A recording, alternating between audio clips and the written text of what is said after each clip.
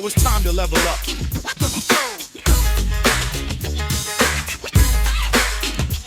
Get that firepower. We taking it all. Yeah.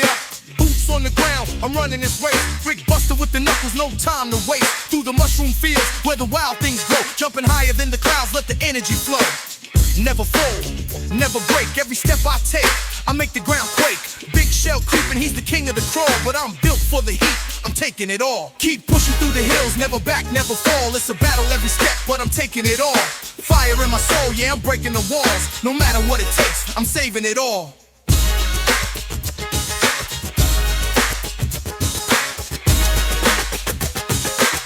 The games industry will only be able to support 2 successful game consoles in the next generation of hardware, a new report claims, and one of those will clearly be Nintendo. And so as you can see, this is what we're looking at going forward as gamers, consumers, however you'd like to frame yourself. The situation as reported by the DFC intelligence group here. Now, this isn't like the CIA or some type of government organization. They usually give themselves spooky names, but they're really just a market research center. So this is, again, based on some science, but mostly just observational data has been compiled together. And it's really not more to do with sales and less to do with like what we're dealing with as far as where the technology is, right? Because it's no secret that Nintendo isn't like pushing the very edge of what's capable of stuffing into a console. What they like to do is create very unique things about their consoles that then become a staple of their exclusive games. So here we go. This is what they have to say here.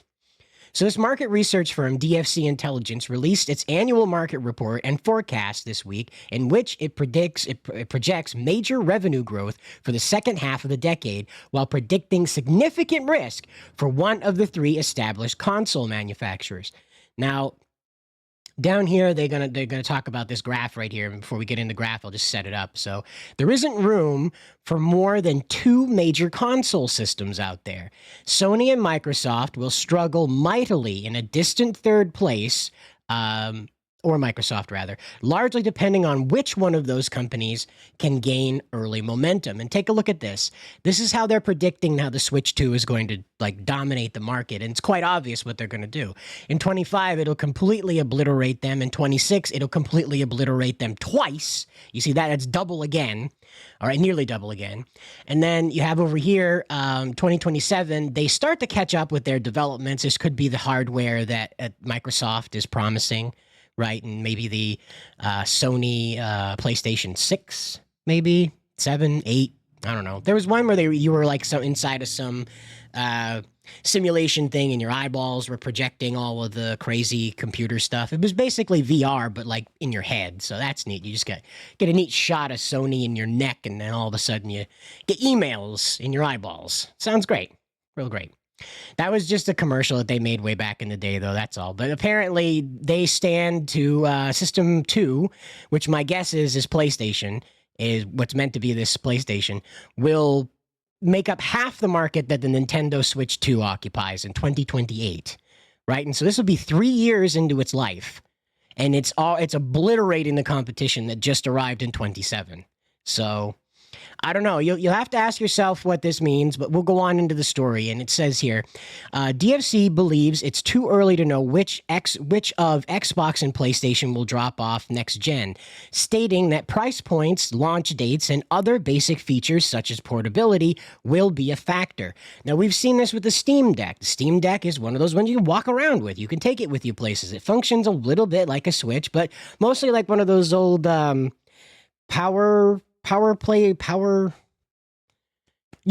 in the comments below. I think it was Sega that put it out. It was a handheld doodad. I could be wrong. It might not have been Sega. It might have been another company.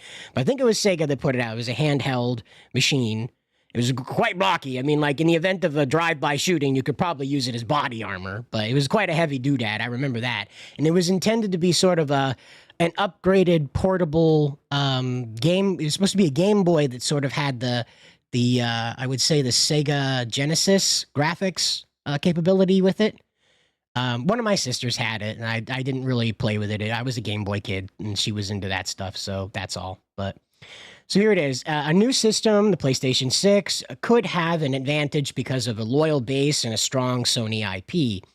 But Microsoft does not have this advantage. As you know, it's quite scattered right now. Despite all of its purchases, Microsoft for console works, right? So Xbox itself, I don't believe has had a wide lineup of exclusives. I'm thinking that between Sony and Xbox, there were maybe 20 exclusive games over the past couple of years. I could be wrong. You have to let me know down below. But I think it's only like 20 games so far that are exclusive between the two of them. Not too many. Then again, that may have been a recent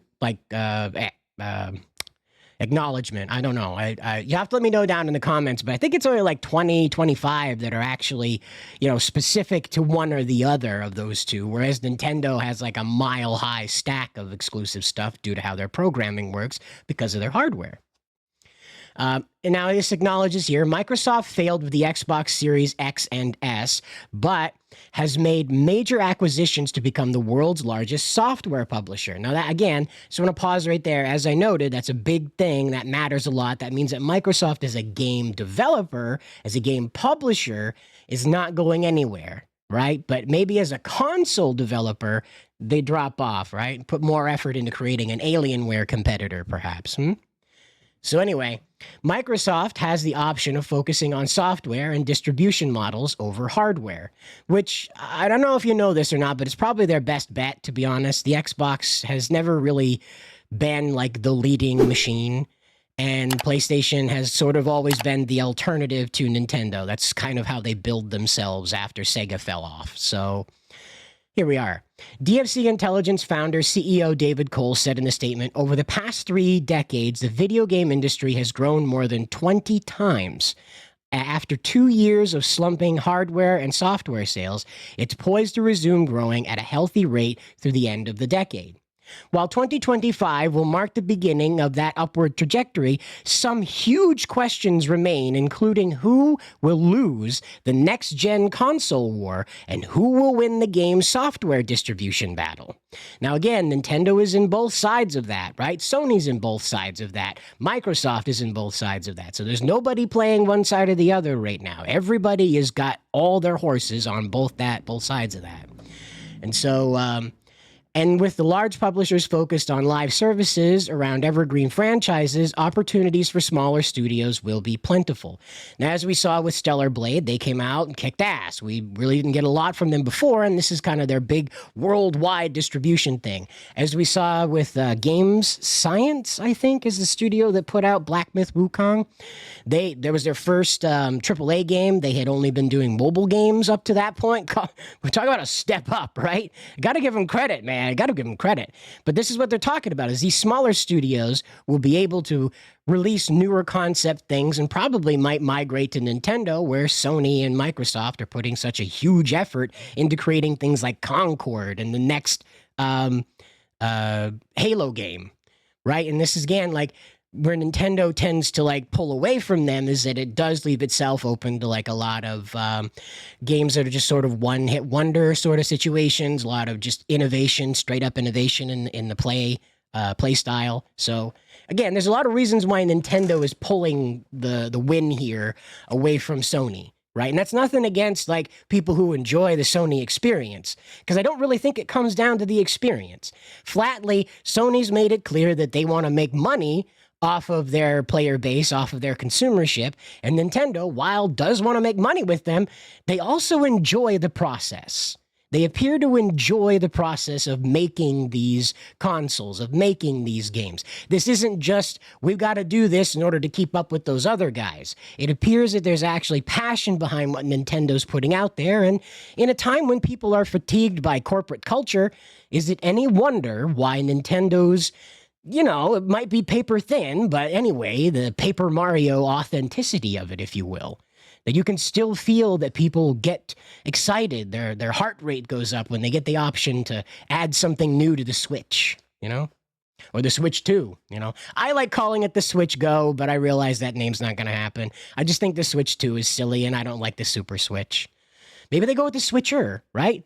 Switch-R, right? So it's like Switch Rebirth. Switcher, I don't know. Nintendo has yet to officially reveal the Switch successor, but it's got plans to confirm this later in the year.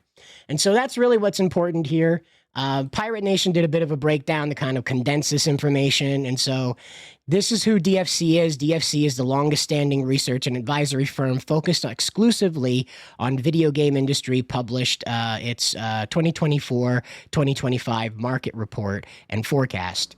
And it says Nintendo's expected to emerge as the absolute winner of the next console generation, as we explained here.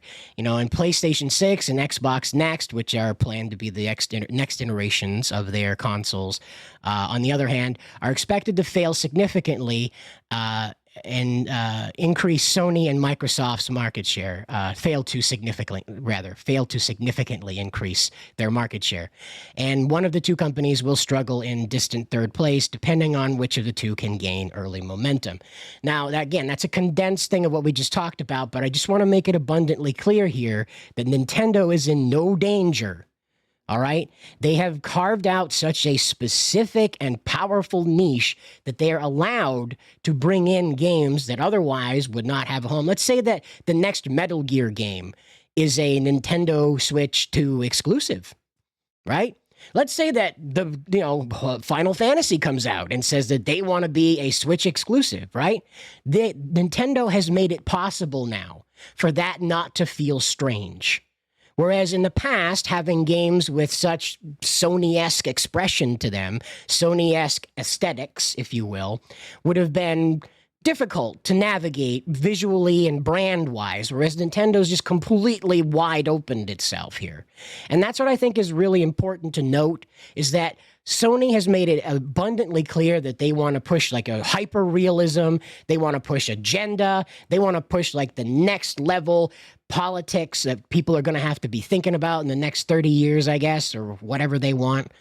And then Xbox is still kind of lagging behind both of them. Xbox is trying to provide you with another military game that'll compete with Call of Duty, but be Microsoft-centered. And I just don't think it can do that. Call of Duty is Call of Duty for a reason. You've got to do something different. We just saw that Foam Stars one get deleted by Sony. They dropped that. There's just no competing with things that are like very, very specific, like Foam Stars was supposed to be competing with Splatoon, for instance. And so rather than try to meet them at what this niche they have firmly carved out from, my recommendation to Sony and Microsoft is to go back, take a look at, like for Sony, take a look at Astrobot. Make him into Mario. Do all these crazy games with Astrobot. He's having a great time. He doesn't have to talk. Mario doesn't talk. He just goes, Yahoo! And let's go! Yippee! That's all he does. That's it. It's a me, Mario. That's it. That's all he's got to do, right? You have Astrobot and he just beeps boops like R2-D2. You don't even need a voice actor. You just have the computer do the beeping and booping. It's fine. It's simple, right? Xbox, I don't know what to tell you guys. You really never secured a mascot. You never really put out a character that would have qualified as a mascot that was not Master Chief. And you guys have really screwed up Master Chief and Halo, so I can't really recommend going back to that one. So maybe head on down to the Skunk Works of Microsoft and try to come up with some character that's cute and easy to mass produce and produce around in different game modes, and try that. Astrobot's a huge success. As you know, Mario is a huge success. Sonic just had a really successful movie came out. So think about it, guys. You've really got to hammer down what exactly is your console, what exactly your console is meant to accomplish. It can't just be the alternative to Nintendo or the alternative to Sony, right? So consider that going forward, especially as a consumer. Do you want to play these console wars anymore, or do you just want to agree that Nintendo is making a big enough tent that everybody can get in? And they've just been consistently doing that. It's not some nefarious thing that they just suddenly hatched up. Anyway, guys, you'll have to let me know down in the comments below how you feel about it. And as always, fellas, good luck out there.